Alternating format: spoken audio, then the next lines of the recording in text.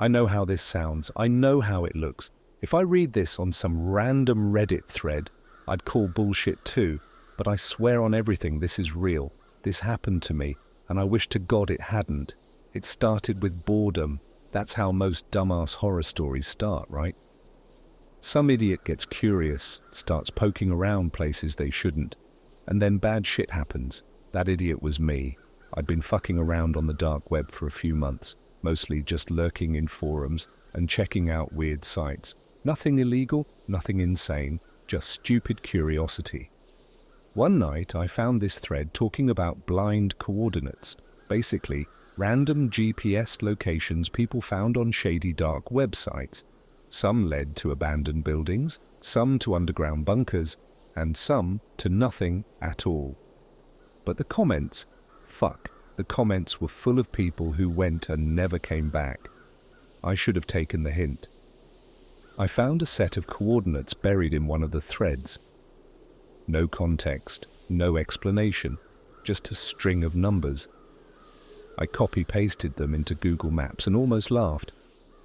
It wasn't some deep forest in Russia or an uncharted island. It was a fucking graveyard, Riverside Memorial Cemetery. Less than an hour from me, I figured it was just another internet joke, some bullshit creepypasta bait. But that little voice in my head, the one that always makes me do dumb shit, whispered, "What if it's real?" So, I went. I grabbed a flashlight, a switchblade, because I'm not that fucking stupid, and drove out around midnight. I told myself it was just for fun. I'd take a couple of pictures, maybe post about it later, and that'd be it. The graveyard was empty when I got there. No surprise, it was the middle of the night. But something felt off. The air was heavy, thick, not just humid, but suffocating. It smelled weird too, like damp soil and something metallic, like rust. I followed the coordinates on my phone, weaving through rows of old tombstones. Some were crumbling, some covered in ivy. I kept going until I hit the exact spot. And that's when I saw it. A grave. Not an old, forgotten one. This one was fresh. Fresh dirt, fresh flowers, a brand new tombstone. My stomach dropped. I stepped closer, my hands shaking. My name was on it. My full fucking name. Not a coincidence, not some random person who happened to have the same name. And then I saw the picture. It was me. Not some old black and white portrait, not a blurry driver's license photo. It was a picture I'd taken 3 months ago at a party. I recognized the background, the clothes, even the stupid way I smiled. Someone had printed it, framed it, and placed it on my grave. My chest tightened. This wasn't a prank. It couldn't be. I took a step back, my brain screaming at me to run, but something caught my eye. At the base of the grave, right where the fresh dirt met the grass, was a corner of something white sticking out. A piece of paper. I hesitated. Every instinct told me not to touch it, to turn the fuck around and leave, but my hands moved before I could stop them. I knelt down, grabbed the paper, and pulled it free. It was a Polaroid. Of me, not from the party. This was different. It was me, sleeping in my bed. The timestamp in the corner? Last night. I dropped it. My breath hitched. My stomach clenched so hard I thought I'd puke. Someone had been in my room. Someone had stood over me, taken a picture, and left this here. My phone buzzed in my pocket.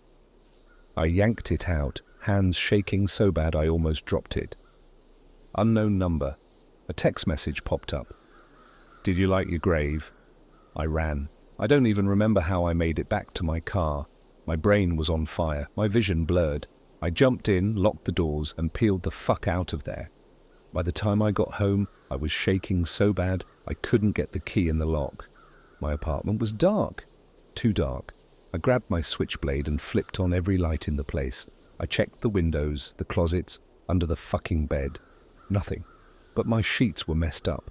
Not the way I left them, like someone had stood there, leaning over me. I didn't sleep.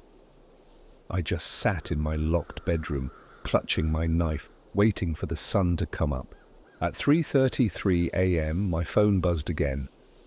Another picture. It was me sitting on my bed holding my knife, taken from my closet. I don't remember breathing. I don't remember thinking. I just remember sitting there, staring at my phone, my entire body frozen. The picture was clear, too clear. It wasn't grainy, it wasn't some blurry, out-of-focus bullshit. It was high definition. It was taken from inside my fucking closet. My head snapped up. The closet door was closed, but I hadn't closed it. I don't know how long I sat there staring at it. Maybe a minute, maybe an hour. My hand was gripping the switchblade so hard my knuckles were white. I could hear my own heartbeat in my ears, feel the sweat dripping down my back. I had two options, run or check the closet. I don't know why, but I stood up. Slowly. My legs felt like they weren't even mine, like I was moving on autopilot. The air in the room was thick, heavy, like something was watching me. I reached out, fingers brushing against the cold metal doorknob. My stomach twisted, every nerve screaming at me not to do it. But I did. I yanked it open. Nothing. No one was inside. Just my jackets, some old shoe boxes, and a pile of clothes I'd been too lazy to fold. I even checked the corners, ran my hand along the back wall like a dumbass in a horror movie. Empty. I let out a shaky breath. My head was spinning, my body screaming for sleep, but there was no fucking way I was closing my eyes now. I sat back on my bed, gripping my phone so hard it hurt. The text message was still there, the picture still staring back at me. My thumb hovered over the screen. I could block the number, but what was the point? They'd already been in my fucking room. Blocking them wouldn't change shit. Instead, I did something even dumber. I texted back. "Who the fuck are you?" Delivered. No answer. I waited, staring at the screen, my breath coming in short, shallow bursts. My apartment was silent. Too silent. The kind of silence that makes your ears ring. Then another buzz. I almost dropped the phone. My stomach twisted as I looked at the screen. Go back to sleep. My hands were shaking so bad I could barely type. Fuck you. You were in my room. I still am. My body went ice cold. My vision blurred. I looked up so fast my neck cracked. My eyes darted around the room, every shadow suddenly alive. I checked the closet again, under the bed, the bathroom. Nothing. But I didn't feel alone. I grabbed my keys and bolted. I don't remember getting into my car. I don't remember driving. But somehow I ended up at a 24-hour McDonald's, sitting in the parking lot with my hands gripping the wheel so tight I thought I might snap it. The world outside felt too normal. The neon glow of the golden arches, the drive-through speaker crackling as someone ordered a McChicken, the smell of grease and cheap coffee leaking into my car. I sat there for hours, just staring out the windshield, trying to process what the fuck just happened. At 5:42 a.m. I got another text, a picture. I almost didn't want to look. My entire body was screaming at me not to look, but I did. It was my apartment door, from the outside. I swallowed the bile rising in my throat. My mind was racing, trying to put the pieces together. Whoever this was, they knew where I lived. They had been inside my room, and now they were outside my door, waiting for me to come back. I couldn't go home. I ended up calling my friend Derek. He was the only person I knew who wouldn't ask too many questions. I told him my apartment was getting fumigated, and I needed to crash at his place. He didn't even hesitate. When I got there, I barely said a word. I just locked his front door, double-checked the windows, and sat on his couch, feeling like I was coming apart at the seams. I didn't sleep. Every time I closed my eyes, I saw that picture, my grave, my face staring back at me, the Polaroid, the closet. By the time the sun came up, I knew one thing for sure. Whoever this was, they weren't done with me yet. I didn't go back to my apartment. For 2 days, I crashed at Derek's place, barely sleeping, barely eating. Every time I closed my eyes, I saw that fucking grave. My face on that tombstone. The Polaroid from my room. The picture of my door waiting for me to come home. I kept checking my phone, expecting another message, another picture. But nothing. The number went silent. Maybe they got bored. Maybe they were just trying to fuck with me and moved on to the next poor bastard. But I knew that was bullshit. On the 3rd day, Derek left for work, and I sat on his couch, staring at the wall, trying to convince myself I wasn't losing my mind. Then my phone rang. Not a text, a call. Unknown number. I didn't want to answer. Every part of me was screaming not to pick up, but my hand moved on its own. I pressed the button and lifted the phone to my ear. I didn't say anything. At first, there was just silence. Not the normal kind, no background noise, no static, nothing. Like the call wasn't even connected. Then I heard breathing. Slow, heavy breathing, right up against the speaker, like someone was standing inches from the mic. My skin crawled, my throat locked up. Then in the faintest fucking whisper, I heard it. Come home. I hung up so fast I almost dropped my phone. My heart was slamming against my ribs, my breath coming out in short, panicked bursts. I wanted to believe it was a prank, some sick fuck playing games, but it didn't feel like a joke, it felt like a promise. And then the texts started again. The first one came an hour later. You can't hide. Then another. You have something that belongs to me. I stared at the words, my mind racing. What the fuck did that mean? Another text. This one made my stomach drop. A picture. But it wasn't my apartment door this time. It was Derek, sitting at a bar, drinking a beer, completely unaware. I jumped up so fast I knocked over the coffee table. I grabbed my keys and ran to my car, driving like a fucking maniac to get to him. When I got to the bar, I spotted him immediately. He was sitting in a booth, scrolling through his phone, looking completely normal. I ran up to him, grabbed his arm and hissed, "We need to go." Now. He looked at me like I was insane. "Dude, what the fuck?" I shoved my phone in his face, showing him the picture. His face paled. He didn't argue after that. We left through the back, jumped in my car, and sped off. "Who the fuck took that picture?" he asked, his voice tight. "I don't know," I said. "But they're watching." I told him everything. The grave, the texts, the Polaroid, the fucking picture of him. His hands tightened on his knees as he listened, his jaw clenched so hard I thought his teeth might crack. When I finished, he was quiet for a long time. Then he said, "We need to go to your place." I almost laughed. "Are you out of your fucking mind? If they want you to stay away, then maybe that's exactly why we should go." I wanted to argue, to tell him he was being a dumbass, but something about the way he said it stuck with me. So, like an even bigger dumbass, I agreed. We drove back to my apartment just after midnight. The parking lot was empty. My stomach twisted as I stared at the building, every instinct screaming at me to turn the fuck around. We stepped out of the car, moving fast. I gripped my switchblade so tight my hand ached. Derek had a baseball bat because apparently he wasn't fucking around. The second we stepped inside, I knew something was wrong. The air was different. It smelled off like something rotting, something wrong. The door wasn't locked. I knew I had locked it before I left. We exchanged a look, then stepped inside. My apartment was trashed, drawers pulled out, clothes ripped from my closet, the fridge wide open. It looked like someone had torn through every inch of the place. Then I saw my bedroom door. It was open, and my stomach dropped when I saw what was inside. The Polaroids, dozens of them, taped to the walls, the ceiling, scattered across my bed. All of them were of me, sleeping, eating, showering, at work, in my fucking car. And then there was one that made my blood run cold.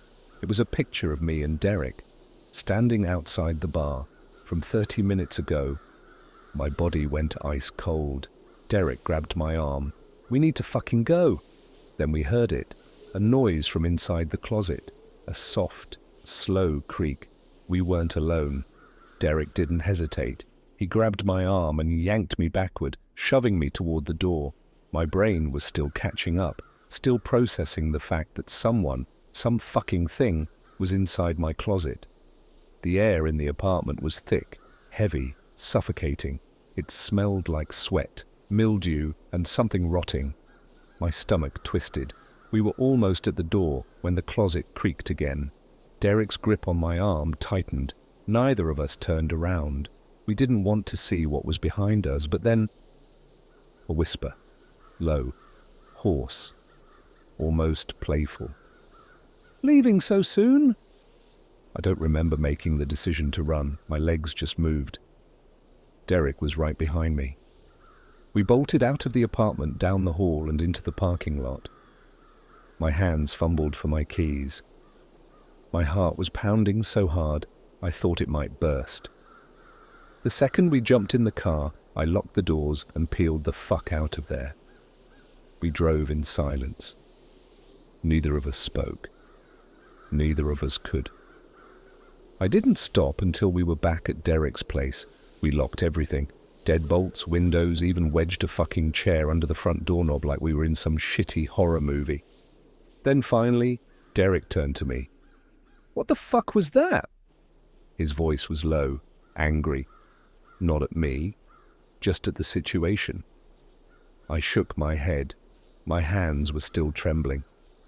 "I don't know, man. I don't fucking know." He ran a hand through his hair, pacing. "Whoever this is, they're not just fucking with you. They were in your place. His voice cut off. My phone was ringing. I looked down. Unknown number. I didn't move. I didn't breathe. The ringing stopped. A voicemail notification popped up. Derek and I just stared at each other. Neither of us wanted to listen to it. But we had to. With shaking hands, I pressed play. At first, there was nothing, just silence. Then that same breathing, slow, heavy, right up against the mic. And then a wet, gurgling sound, like someone choking, struggling, gasping for air. My stomach turned. The sound dragged on for way too long, like someone was dying, really dying, not the movie kind, the real kind, the kind you don't forget. Then finally, a whisper. Software, amused. "Come home." The voicemail ended. Derek swallowed hard. His face was pale, his hands clenched into fists. I felt like I was going to be sick.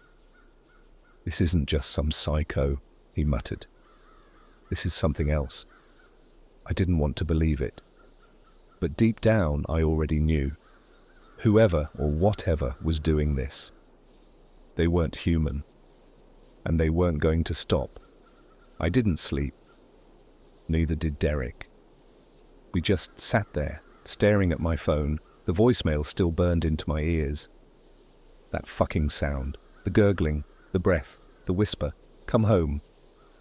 It played on repeat in my head, looping over and over until it didn't even sound like words anymore. Derek was the first one to break the silence. "We need to call the cops," I almost laughed. "And tell them what, man? That I got a spooky voicemail?" He clenched his jaw. "You think this is a joke?" I shook my head. Number. But I also know how this shit works. The cops show up, see nothing, write a report, and that's it. They don't do anything. We're on our own. He didn't like it, but he knew I was right. For hours, we sat there in silence, listening, watching. Every little sound, cars outside, the hum of the fridge, even our own fucking breathing, made my skin crawl. Then, at 3:12 a.m., the texts started again. Ding. I jumped. The message was short. "Open the door." I felt my pulse in my throat. My fingers hovered over the screen. I didn't reply. Ding, another message. "I know you're awake." Derek stood up so fast the chair scraped against the floor. He grabbed the bat again, his hands white-knuckled. "I swear to fucking God," he whispered, "if someone's out there." I checked the peephole. My blood turned to ice. The hallway was empty. No one was there, but I couldn't shake the feeling that I was being watched. I backed away. "There's nobody—" Boom. Something slammed against the door. We both froze. Another hit. Harder. The whole frame shook. Derek raised the bat. I grabbed my switchblade. My heart was pounding so hard I thought my ribs would crack. Then, silence. No more knocking. No footsteps. No breathing. Just nothing. Derek and I stared at each other. Neither of us moved. Neither of us spoke. Then my phone buzzed again. I looked down. A picture of my car, parked outside. My stomach dropped. I turned and ran to the window, throwing the blinds open. The lot was empty, except for one thing, a single Polaroid. Sitting on the hood of my car, Derek was right behind me. "Fuck this," he muttered. We ran down the stairs, out the front door, into the cold night air. The wind howled around us, biting at my skin, but I barely felt it. I reached the car first. My hands were shaking so bad, I almost dropped the photo. It was dark, grainy, but I could still see it clearly. A picture of me, standing in front of Derek's window, taken from inside the apartment. I spun around, my breath coming in ragged gasps, scanning the lot, the street, the rooftops. No one. Nothing. Derek grabbed my arm. "We're not staying here." We jumped in the car and peeled out, tires screeching against the pavement. We didn't know where we were going, we just drove. After an hour of aimless speeding, we pulled into a 24-hour diner off the highway. It was the only place that felt normal. Bright lights, people, a world that didn't feel like it was caving in on us. We ordered coffee but didn't drink it. Just sat there, staring at the table, trying to process what the fuck was happening. And then, my phone buzzed. Slowly, I picked it up. A new message. "You left something behind." My hands felt numb as I typed back. "What?" The reply came instantly. "Your body?" I felt my chest tighten. My vision blurred at the edges. Then another message, a picture of a grave. My grave, freshly dug, the dirt still loose, my picture still sitting there in the frame. But something was different. The grave was open, a hole, deep, dark, waiting. The message that followed made my entire body go cold. "Come home." I don't remember standing up. I don't remember running out of the diner. Derek shouting after me. I don't remember driving. All I remember is standing there, back at the cemetery, staring at that open grave. The wind howled through the trees. The air smelled like dirt and rot. My head felt light, my vision swimming, like I wasn't even inside my body anymore. I took a step forward, then another. I don't know why, I don't know how. The ground felt soft beneath my feet, like it was pulling me in. Then Derek's voice, loud, angry, terrified. "Get the fuck away from there." I snapped out of it. My head jerked up. He was standing at the top of the hill, breathless, his eyes wide. I looked down. My foot was inches from the edge of the grave. And inside was me, lying there, motionless, face pale, lips blue, eyes wide open, staring right at me. I don't remember screaming. I don't remember running. I don't even remember getting back to the car. All I know is that we drove, fast, far. We left town that night, never went back, never talked about it again. But sometimes, late at night, I get texts from an unknown number. They're always the same. A picture of a grave, a message. "Come home."